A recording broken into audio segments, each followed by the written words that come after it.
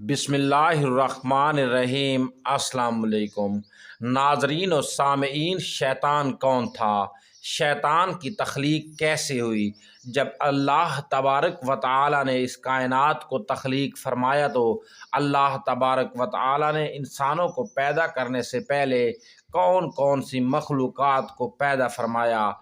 इस रुए ज़मीन पर इंसानों से पहले कौन कौन सी मखलूक़ात रहा करती थी और इंसान की अज़ली दुश्मन शैतान को कैसे पैदा किया गया, इसके माँ बाप कौन थे और इस रुए ज़मीन पर सबसे पहले शैतान और फरिश्तों के दरमियान जंग किस वजह से हुई, शैतान अज़ाज़ील से इब्लीस कैसे बना, और ऐसे बहुत से सवालात जो शैतान यानी इब्लीस के हवाले से हमारे जहनों में उठते हैं। आज उन सवालात का जवाब कुरान व हदीस की रोशनी में दिया जाएगा और ऐसे हक़ाइक़ से आपको आगाह किया जाएगा जिनके बारे में अक्सर हमारे बहन भाई वाकिफ़ ही नहीं।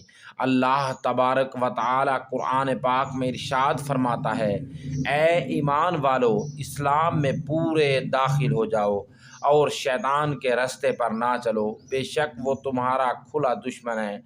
हज़रत आदम अलैहिस्सलाम की तख्लीक से पहले अल्लाह तबारक व तआला ने सिर्फ दो मखलूक़ात को पैदा किया, एक नारी और दूसरा नूरी, यानी फरिश्तों को कहा जाता है नूरी, जिनको अल्लाह तबारक व तआला ने नूर से तख्लीक फरमाया।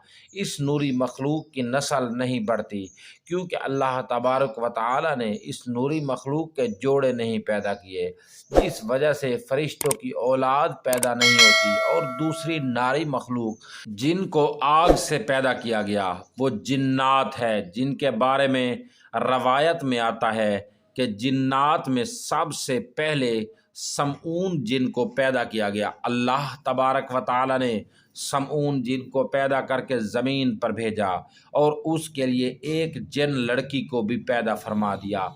इस तरह उस जिन ने इस लड़की से शादी कर ली जिससे उनकी नस्ल खूब बढ़ी और ये जिन्नात इतने ज़्यादा हो गए कि पूरी रुए ज़मीन पर फैल गए। शुरू में ये जिन्नात फरिश्तों की तरह हर वक्त अल्लाह तबारक व तआला की इबादत में मशगूल रहा करते थे और फिर आहिस्ता आहिस्ता इनमें से कुछ जिन्नात ने अल्लाह तबारक व तआला की नाफरमानियाँ करना शुरू कर दी और अल्लाह तबारक व तआला के हुक्म को मानने से इनकार कर दिया, जिसकी वजह से ये नारी मखलूक अल्लाह तबारक व तआला की नाफरमान मखलूक बन गई। दोस्तों, अगर आपको ये वीडियो पहला पार्ट अच्छा लगा है तो वीडियो को लाइक ज़रूर कर दें और अगर आप हमारे चैनल पर नए हैं तो चैनल को सब्सक्राइब ज़रूर कर दें। शुक्रिया।